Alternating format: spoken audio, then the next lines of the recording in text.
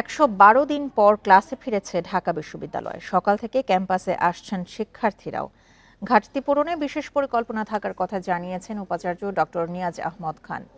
নানা ক্ষেত্রে মতভেদ রয়েছে উল্লেখ করে সেসব নিরসনে কাজ চলছে বলে জানান ডক্টর নিয়াজ।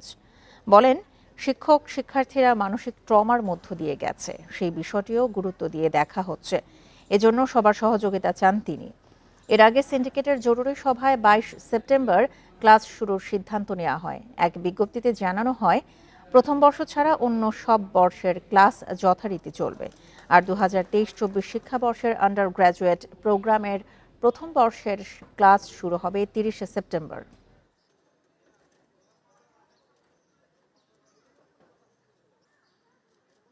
মানসিক এবং শারীরিক কল্যাণের জন্য কিছু বিশেষ ব্যবস্থা নেওয়ার চেষ্টা করছি। কিছু দ্বন্দ্ব তৈরি হয়েছে বিভিন্ন ক্ষেত্রে, সেটিও নিরসনে আমরা প্রয়োজনীয় পদক্ষেপ নেওয়ার চেষ্টা করছি। ঢাকা বিশ্ববিদ্যালয়কে প্রকৃত অর্থেই আমরা জনগণের প্রতিষ্ঠান মনে করি। এটি একটি জনপরিষদ এবং সর্বজনতার এতে অধিকার এবং দায় আছে।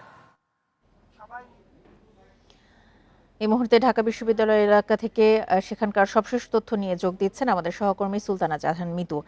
মিতু, আজ থেকে প্রায় ১১২ দিন পরে ঢাকা বিশ্ববিদ্যালয়ে ক্লাস শুরু হতে যাচ্ছে।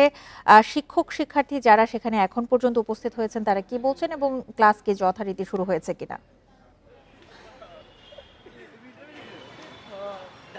দেখুন, সকাল থেকেই বিশ্ববিদ্যালয়ের প্রাঙ্গণে শিক্ষক এবং শিক্ষার্থীদের সরব উপস্থিতি দেখছি। বেশ ভালো সংখ্যক শিক্ষার্থী এখানে এসেছেন এবং সকাল থেকে একাডেমিক কার্যক্রম শুরু হয়েছে। সব বিভাগে না হলেও কিছু কিছু বিভাগে ক্লাস শুরু হয়েছে আমরা দেখেছি এবং শিক্ষার্থীরা সেখানে অংশগ্রহণ করছেন। শিক্ষার্থীদের সাথে কথা বলে যেটি জানলাম, তারা বেশ উচ্ছ্বসিত। এই যে দীর্ঘ প্রায় ৩ মাসেরও বেশি সময় পরে তারা বিশ্ববিদ্যালয় ক্যাম্পাসে আসতে পেরেছেন এবং একেবারে নতুন সময়ে নতুন একটি প্রেক্ষাপটে তারা ক্যাম্পাসে এসেছেন। তো সেক্ষেত্রে বিভিন্ন সংস্কার বা দাবি দেওয়ার যে বিষয়গুলো, সেসব বিষয়েও তাদের বক্তব্যে উঠে এসেছে। একটি বিষয় যে গত ঈদুল আজহার যে ছুটি ছিল, তখন যে ঢাকা বিশ্ববিদ্যালয় ছুটি ঘোষণা করা হয়েছিল, তারপর থেকে নানা কারণে বৈষম্যবিরোধী ছাত্র আন্দোলন সহ সব মিলে প্রায় ১১২ দিন পরে আজকে বিশ্ববিদ্যালয় খুলল। তবে একটি বিষয় যেটি আপনি জানেন যে ২৩-২৪ শিক্ষাবর্ষের ক্লাস আগামী ৩০ সেপ্টেম্বর থেকে শুরু হবে। সবকিছু মিলিয়ে বিশ্ববিদ্যালয়ের পরিবেশ বেশ প্রাণচঞ্চল দেখছি। তবে একটি বিষয় যে ছাত্র রাজনীতি নিয়ে একটি আলোচনা আছে শিক্ষার্থীদের মধ্যে।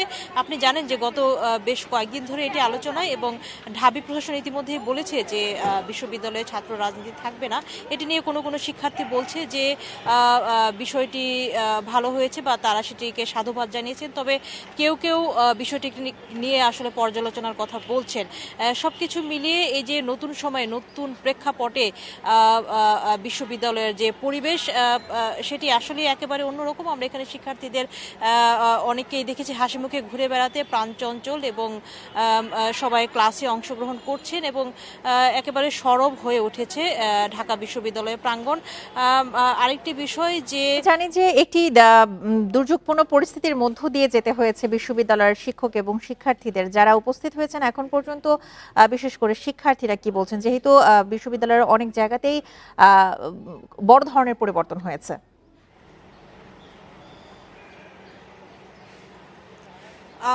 আসলে দেখুন, শিক্ষার্থীরা তো এখানে আসলে পড়ালেখা করতেই আসেন। তো তাদের যে আসলে মূল বা মৌলিক দাবি, সেটি হচ্ছে তাদের ক্লাস পরীক্ষা যেন ঠিক মতো হয়। সেখানে কোনো পরিবর্তন যদি হয়, কোনো সংস্কার যদি হয়, সেটি যদি ইতিবাচক অর্থেই হয়, সেক্ষেত্রে কিন্তু আসলে শিক্ষার্থীদের কোনো আপত্তি নেই। সেটি আমি কয়েকজনের সাথে কথা বলে জেনেছি। তবে একটি শঙ্কা তাদের মধ্যে আছে ক্লাস পরীক্ষা নিয়ে, যেহেতু একটি দীর্ঘ বিরতি গিয়েছে ৩ মাসেরও বেশি সময়।